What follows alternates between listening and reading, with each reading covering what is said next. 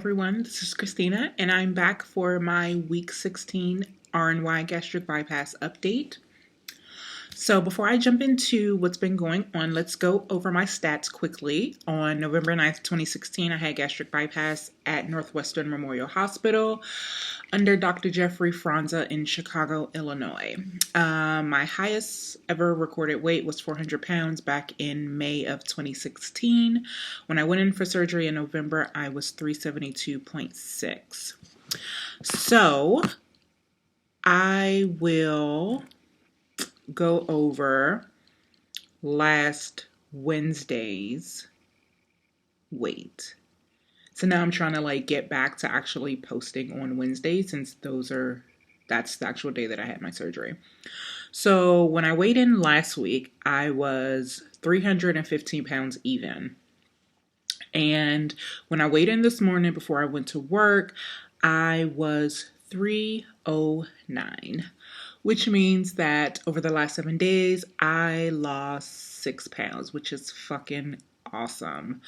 If you follow me on Instagram, you know that I've been damn near killing myself between hitting the gym and going hiking on the weekend. So it's definitely paid off, and I've been able to kind of basically breeze through the 310s. I think I was only there for 2 weeks.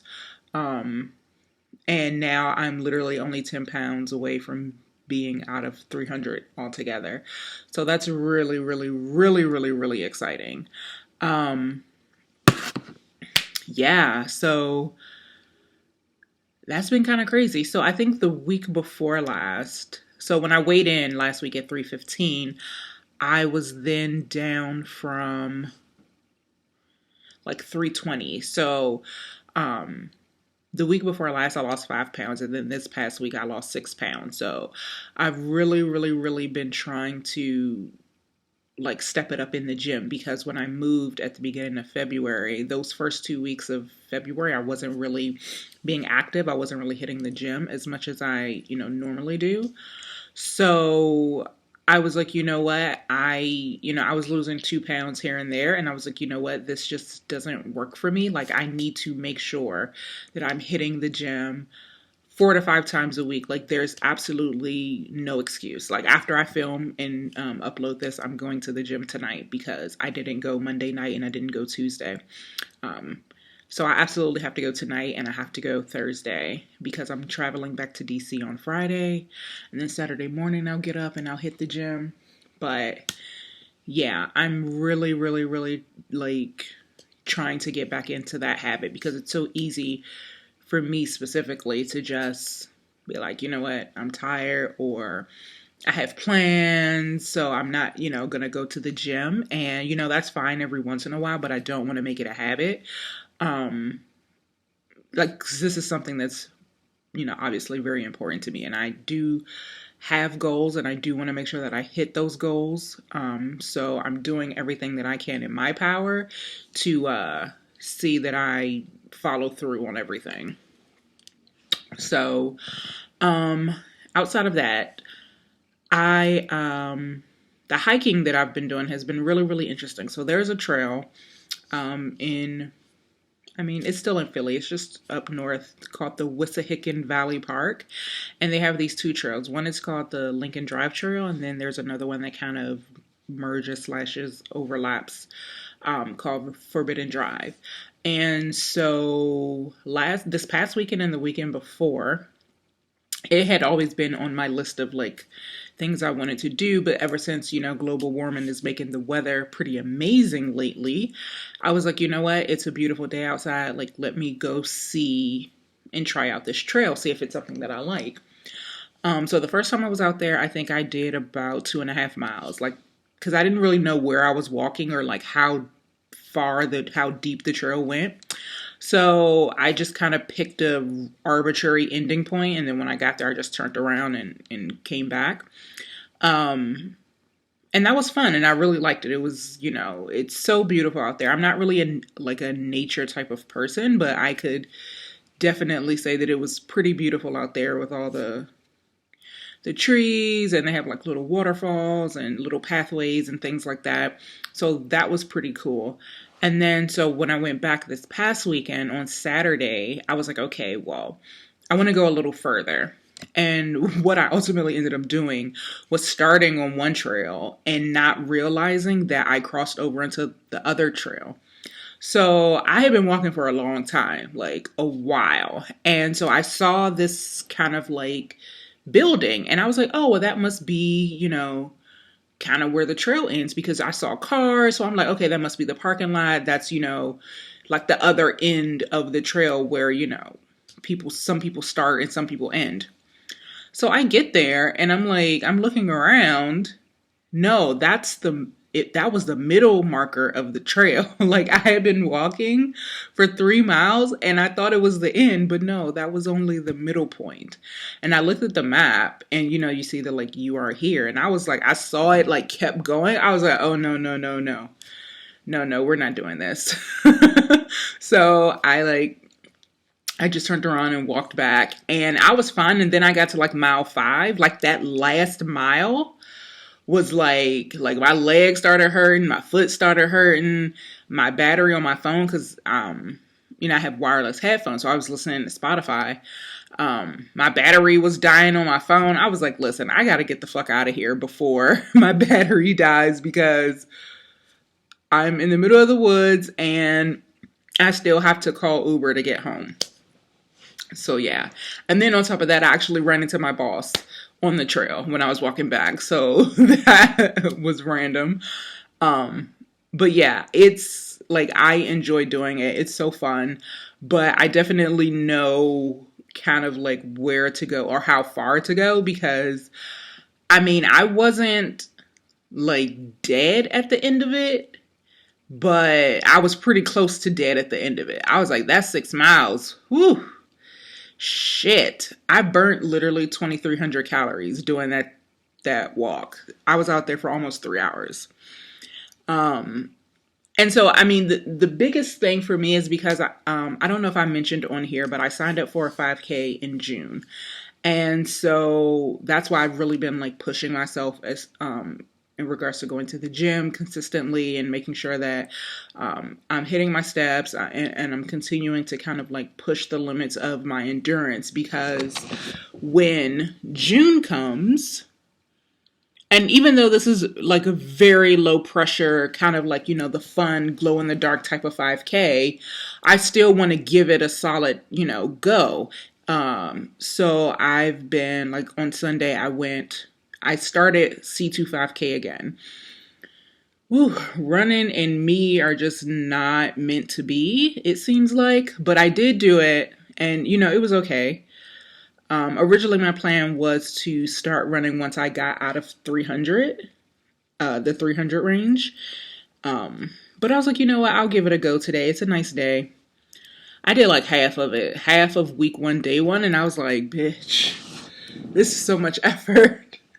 This is so much effort. I am just not prepared for this. So I did half of that and then I just walked. I did like a 4-mile walk or whatever. And like that was more than enough. I was like, I'll come back to the running. Plus I just wasn't prepared. I had like my crossbody satchel.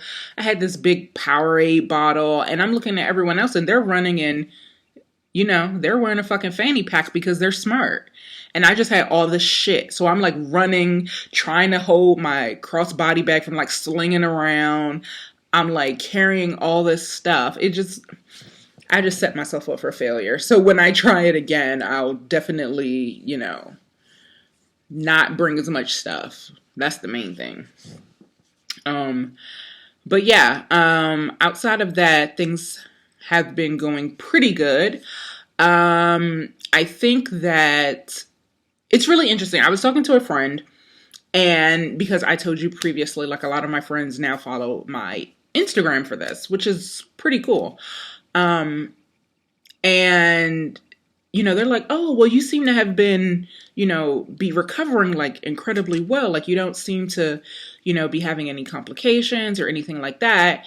And that's honestly been the case. I haven't really had any issues thus far, knock on wood, with anything as far as like not being able to digest certain foods, or just having, pains or dumping or anything like that. I haven't really had anything crazy happen. And so I think sometimes people get the perception that I'm just talking about like all the good things, and I'm not really really talking about the reality of having weight loss surgery. And it's like, no, I absolutely am. Like, I post on Instagram every single day, and what I post is literally what happens. Like, that's it. If I felt awful and I was throwing up, I would absolutely let you guys know. Like, hey, so I ate some broccoli tonight and threw that shit back up. But I just haven't had any complications, which I'm absolutely grateful for. But yeah, it's been almost 4 months, and outside of that initial, I think it was like in my week 2 video, I was talking about how I felt like my like my stomach was like twisting or doing whatever, and I wasn't sure if it was because I ate like a gummy vitamin or something. But again, as I mentioned, I haven't fucked with them gummy vitamins since, and I've been doing fine. So take from that what you want. Just them gummy vitamins are trouble. But yeah, it's been like a relatively like smooth ride. I haven't really had any complications as far as food is concerned. I haven't had any visceral reaction to anything.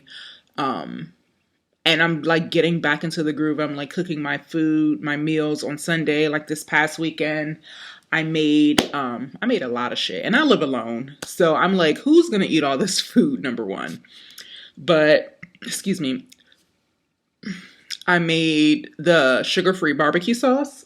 I got the recipe from Bariatric Eating, and I made that, and I barbecued some chicken drumsticks. And it's so good. That barbecue sauce is so good. It's a lot of ingredients, but it's totally worth it. It's so good. And you won't even know that, it's healthy or whatever, or sugar-free or whatever you want to call it. I also made some cauliflower mac and cheese. I made that dish for my family over not Thanksgiving, over Christmas, and they loved it. So, I mean, I feel like people sometimes, they're like, do you feel deprived because you can't eat? And it's like, no, because you can eat whatever you want, and there's always substitutes for your favorite meal.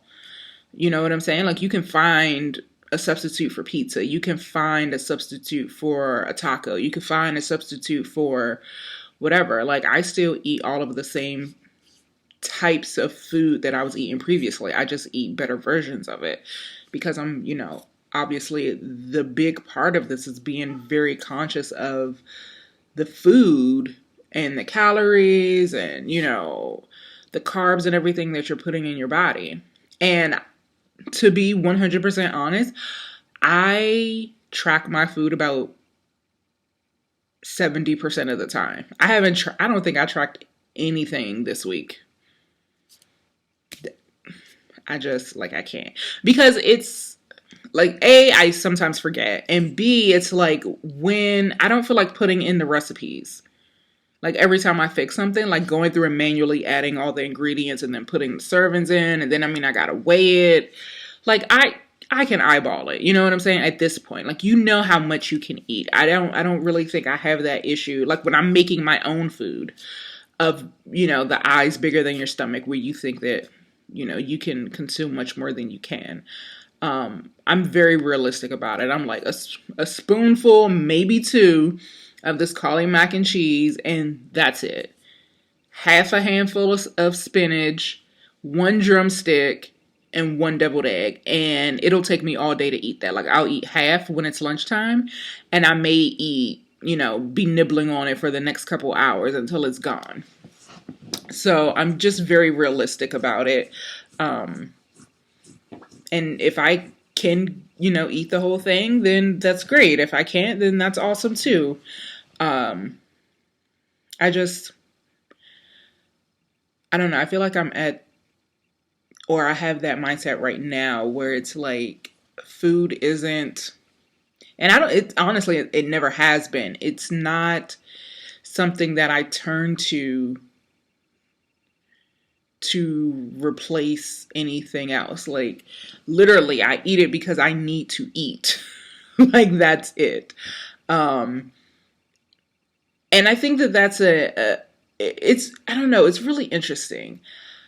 One of the things that I have experienced post surgery is that I don't know what it's like to be like hungry. I don't get, and I feel like a lot of people are similar to this. I don't get hunger pains. I don't, like, my stomach doesn't growl. I don't, you know, I don't have those type of sensations anymore.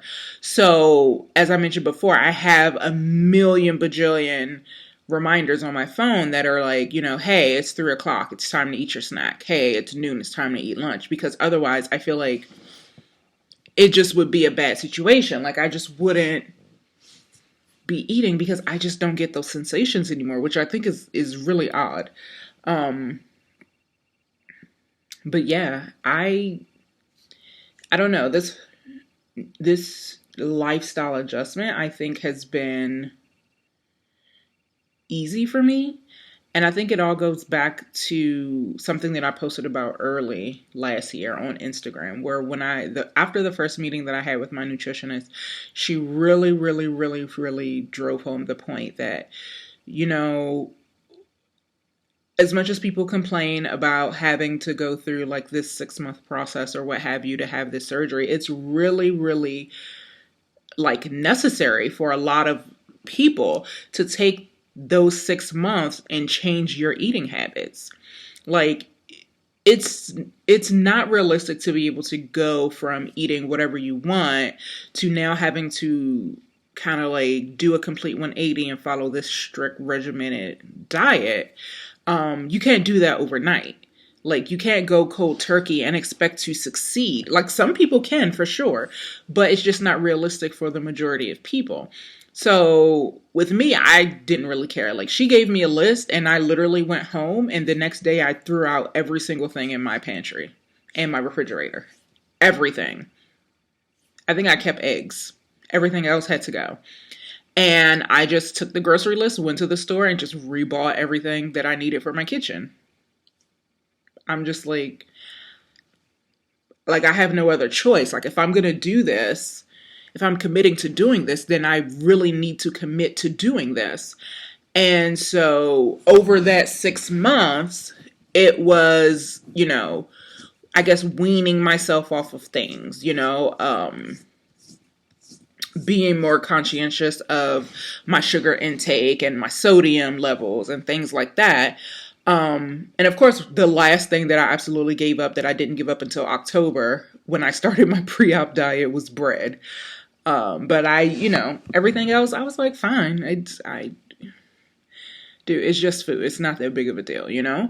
And so I found that the transition post-op, like after going through the initial phases, liquid, soft foods or whatever, when it got to the time of me getting to the bariatric general diet, it was literally basically the exact same thing that I was eating all those months leading up to my surgery. So by that time I was used to it. Like, I was good to go. It wasn't a shock to my system. And I think that is a key factor in your post-life transition from, like soft foods, liquids to, just living your everyday life. Now, of course, if you want to have a taco, go have a taco. But I feel like as long as you have the mindset that I'm going to have this one taco and I'm going to, chill, then you're totally fine. Like, me, I eat bread very sparingly. Like, sometimes I'll treat myself. And I'll have chili with like, a piece of bread or something like that. Or I'll eat some fries or something like that. But in my everyday life, am I eating like that? No. Because I meal prep on Sunday. So all my food for the week, once I cook it on Sunday, it's done. There's no real deviation unless I'm like going to dinner with my best friend or going out somewhere. But no, there's no fast food. There's no Nothing. The one thing I do have to keep in mind though is that Philly's diner food is so fucking good. It just has like the right amount of grease to it. Like I can't explain it. But it's so good. And I've had it I think once or twice since I've been here and I'm just like yes, now I remember why I gained 30 pounds my freshman year when I first moved to Philly because the food here is so good. It's like, how do you live in a city with authentic pasta and not give in? Like, I was eating pasta every day, sometimes twice a day for lunch and for dinner when I originally lived here. So now it's like, man, the summertime is going to be a struggle because you're just walking around and you just smell all these like all this Italian food, all these sauces, and you're just like, yes, this is home, but it can't be home anymore. You just need to be a visitor, make a cameo, and just keep it moving because it's not going to get you to your goals, or it's not going to get me to my goals. So I just have to make that distinction for now, and then maybe in the future, maybe this time next year, I'll enjoy some stuffed shells again or something. But for now, it's a no-go. So yeah, that's kind of what I have been doing. Really just making sure that I'm in the gym, as I mentioned before, doing my HIIT intervals, and I think that's really been the key for me, is making sure I'm getting that heart rate up, because if not, then why even bother? I might as well just stay in the house and watch Real Housewives. So, yeah, I think I'm going to do one of those tags like post-op to pre-op videos because I'm sorry, I don't know why my nose is itching so much right now. So I was thinking about it because I mean, by no means am I a veteran. Like, it hasn't even been 4 months fully. But I do think I could share some tips on things that I've learned over the past 4 months. And even this, including the 6 months that led up to having surgery. So I might do that this weekend when I go home. So look out for that. But in the meantime, thank you guys for watching. I will see you guys next week. And again, I'll be trying to get back to my schedule and updating these on Wednesdays like I am now. So hope you guys have a great week. Hope you're out there hitting your goals, and I will talk to you later. Bye.